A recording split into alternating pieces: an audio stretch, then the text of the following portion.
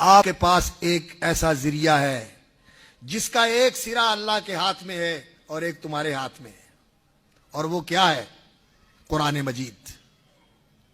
یہ اس رسی کو پکڑ لو، یہ رسی تمہیں اللہ کے ساتھ جوڑ دیتی ہے۔ حبل اللہ المتین، یہ وہ مضبوط رسی ہے، طرفہ بید اللہ، اس کا ایک سرا اللہ کے ہاتھ میں ہے اور دوسرا سرا تمہارے ہاتھ میں ہے۔ اس کو پکڑ لو، یہ تمہیں اللہ کے ساتھ براہ راست جوڑ دیتی ہے۔ یہ ڈائریکٹ تمہیں اللہ کے ساتھ جوڑ دینے والی چیز ہے۔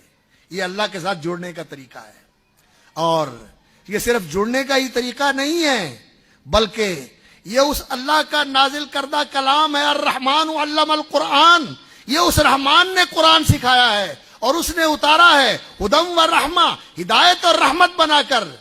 اللہ اکبر۔ یہ جب پڑھا جائے فاستمعوا لہ وانصتوا، کان لگا کے سنو خاموش ہو کر، لعلکم ترحمون، تم پہ اللہ رب العزت کی رحمتیں برسیں گی۔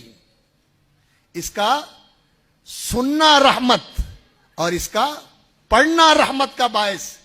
ما من قوم یجتمعون فی بیت من بیوت اللہ یتلون کتاب اللہ ویتدارسونہ، کوئی لوگ کسی اللہ کے گھر میں بیٹھ کے اکٹھے ہو کے اللہ کا قرآن پڑھتے ہیں اور اس کا درس لیتے ہیں، سمجھتے سمجھاتے ہیں، سیکھتے سکھاتے ہیں، اللہ نزلت علیہم السکینۃ وغشیتہم الرحمہ، ان قرآن پڑھنے والوں پہ اللہ کی طرف سے سکینت و اطمینان کا نزول ہوتا ہے اور اللہ کی رحمت انہیں ڈھانپ لیتی ہے۔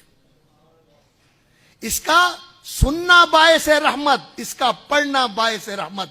وَهَذَا كِتَابٌ أَنزَلْنَاهُ مُبَارَكٌ فَاتَّبِعُوهُ وَاتَّقُوا لَعَلَّكُمْ تُرْحَمُونَ، اور اللہ فرماتے ہیں یہ بابرکت کتاب اللہ نے اتاری ہے۔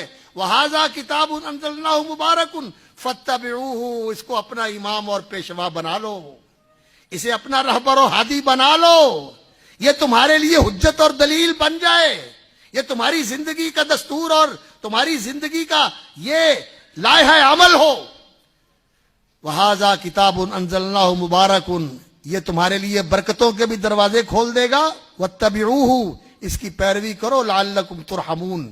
اور اللہ رب العزت جب کہتے ہیں نا لعلہ، اہل علم جانتے ہیں یہ ترجیح کا لفظ ہے، امید ہے کہ ایسا ہوگا، لیکن جب اللہ رب العزت کہیں لعلہ تو اس کا معنی یقین ہے کہ ایسے ہوگا، یہ یقینی بات ہے۔